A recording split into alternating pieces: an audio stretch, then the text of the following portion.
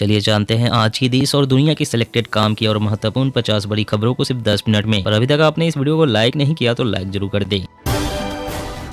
अब private TV channels को दिखाना होगा हर दिन 30 मिनट के लिए देश हित से जुड़ा कंटेंट, सरकार का नया फरमान। संसद में राष्ट्रपति का अभिभाषण, द्रौपदी मुर्मू बोली, देश में बिना डरे फैसले लेने वाली सरकार। सर्जिकल स्ट्राइक, आर्टिकल 370 और 3 तलाक का भी जिक्र। असम सीएम शर्मा बोले, यूपी बिजली परियोजनाओं में 20% हिस्सेदारी खरीदेगी सरकार, राज्य को मिलेगा 400 मेगावाट बिजली। प्रशांत किशोर ने जातिगत आरक्षण का समर्थन किया, बोले तब तक लागू रहे जब तक कमजोर वर्ग अन्य के बराबर नहीं हो जाए। अगले वित्त वर्ष में भारतीय अर्थव्यवस्था की रफ्तार घटकर 6.5% रहेगी, 3 साल में सबसे धीमी रहेगी दर। महंगाई में आटा गीला, बिगड़ने लगा रसोई का बजट, 1 साल में 50% महंगी हो गई रोटी। राहुल गांधी ने किया हजरत बल का दौरा, बीजेपी पर निशाना साध बोले खरगे, संसद में महंगाई के साथ उठाएंगे चीन का मुद्दा।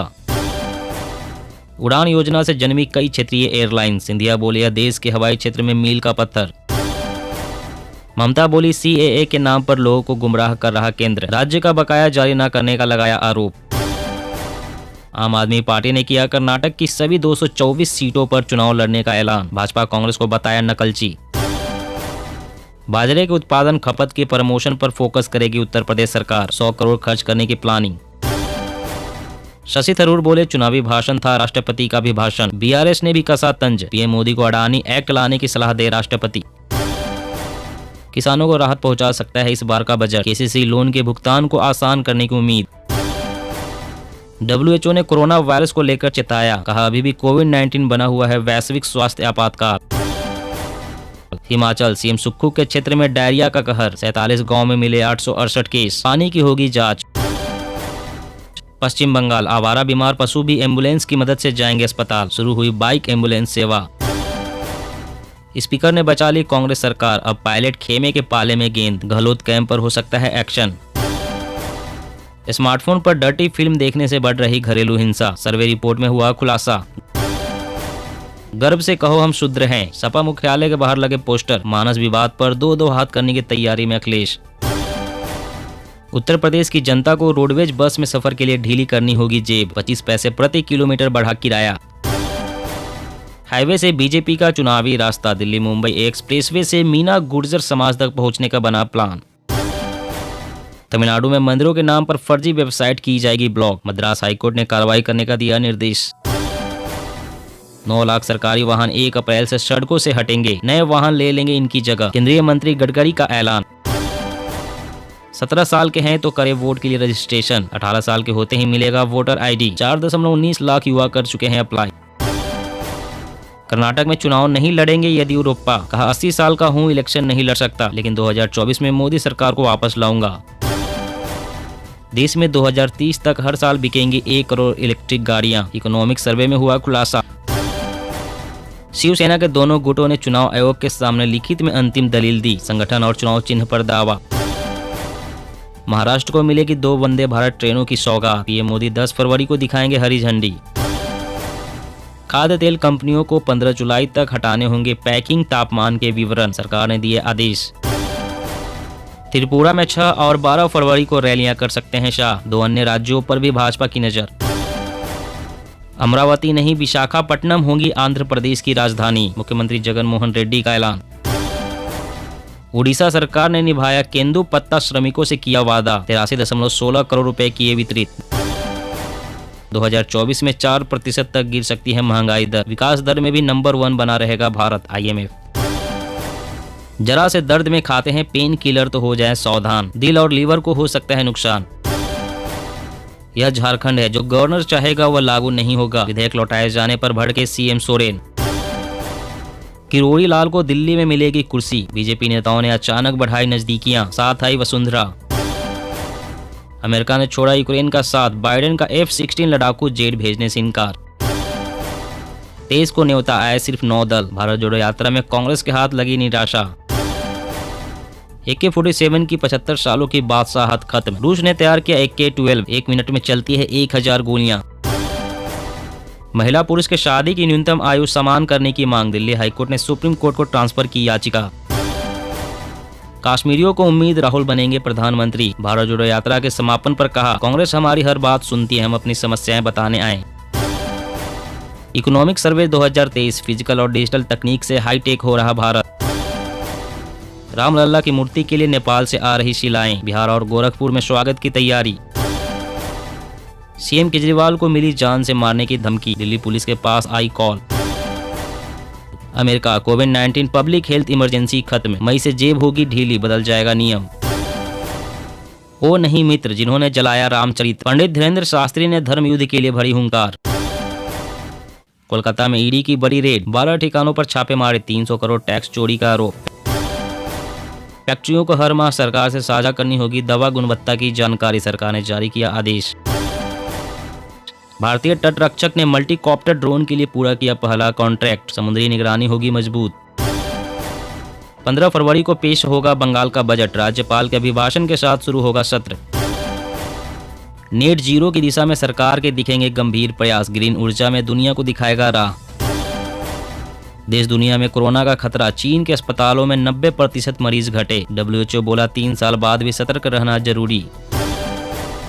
केंद्रीय मंत्री गडकरी ने कहा, दुनिया की सबसे बड़ी अर्थव्यवस्था बनने में इंफ्रास्ट्रक्चर की भूमिका अहम। सैन्य अभ्यास, तोपची में स्वदेशी हथियारों का प्रदर्शन, K9 वज्र धनुष सिस्टम रहे मुख्य आकर्षण, अधिकारी बोले हम आत्मनिर्भरता की ओर बढ़ रहे हैं। केंद्र के बजट के 40 दिन बाद आएगा योगी सरकार का बजट, दिखेगी मिशन 2024 की झलक। राजस्थान में विधायकों के इस्तीफे से मुश्किल में कांग्रेस, विधानसभा अध्यक्ष बोले मर्जी से नहीं दिए।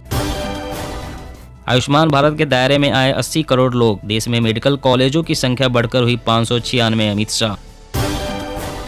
मुख्यमंत्री Yogi Adityanath, global investor summit का सबसे ज्यादा लाभ युवाओं को, बनेंगे रोजगार के लाखों अवसर। प्रधानमंत्री राहत कोष कोई पब्लिक ऑथोरिटी नहीं, RTI इस पर लागू नहीं होती, दिल्ली हाईकोर्ट से बोला केंद्र। नीतीश कुमार पर बरसे उपेंद्र कुशवाहा, बोले मुझे पद के नाम पर दिया गया झुनझुना।